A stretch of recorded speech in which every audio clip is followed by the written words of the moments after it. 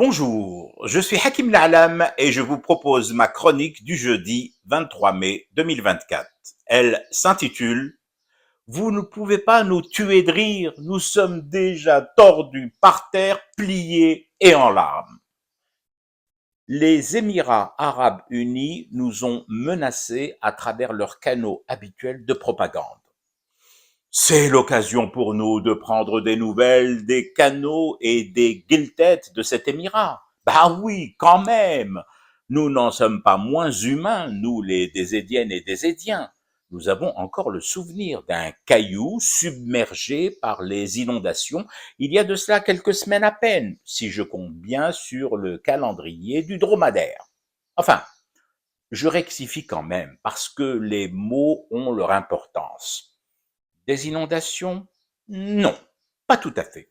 Disons une montée des eaux de pluie non absorbées par les égouts et les systèmes d'évacuation parce que le caillou, n'en étant pas suffisamment pourvu, parfois pas du tout. Je suis très pointilleux sur les mots, les définitions et les formulations. Prenez le mot caillou. J'aurais pu dire rocher, monticule, colline. J'aurais pu, mais non. Encore une fois, les mots ont leur importance. Un caillou est un caillou. Et si le caillou casse, il devient alors poussière et particules. Là, on dira même plus caillou, mais plutôt robara d'insignifiance.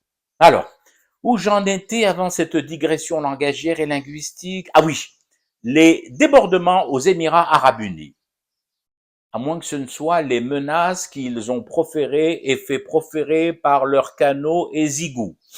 Ce qui revient à la même chose lorsque tu regardes de près. Mais attention, pas de trop près quand même, tant l'odeur est horrible. Disons, lorsque tu renifles de loin les guiltêtes ou marines la malfaisance du caillou.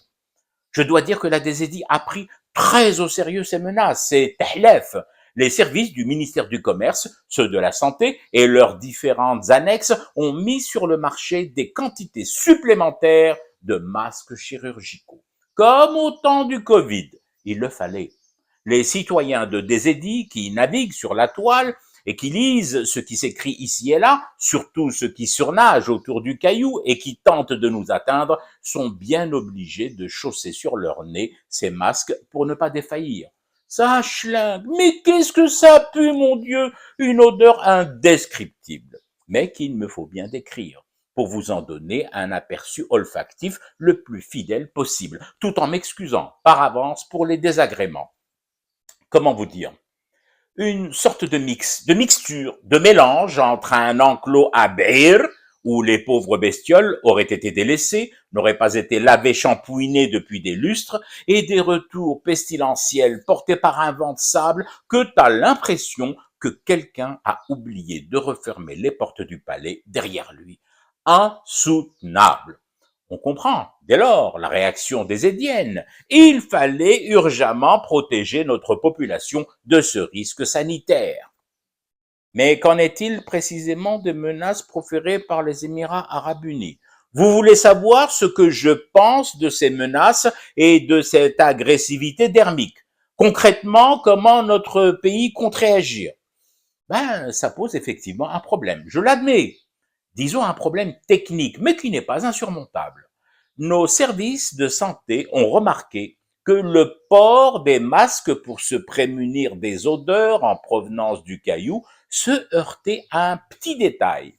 Les Désédiennes et les Désédiens rient. Ils rient beaucoup, ils rient à gorge déployée en prenant connaissance des menaces du caillou. Et rire avec un masque sur le visage, sur le nez et sur la bouche, ça gêne tout de même un peu la respiration.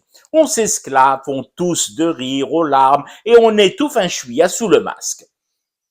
Des équipes travaillent sur cette question, mais en même temps, un fou rire, même couplé à une toux et à des zygomatiques en sur-régime, ça n'a pas de prix par les temps qui courent. Quitte ensuite à l'ôter ce foutu masque protecteur, à s'essuyer les yeux des larmes de rire et à se dégager les bronches et les voies nasales en fumant du bon thé des Édiens pour rester éveillé au cauchemar du caillou qui continue. C'était Hakim La'alam, je vous retrouve samedi. pour une autre chronique et une autre façon de dire son amour à l'Algérie.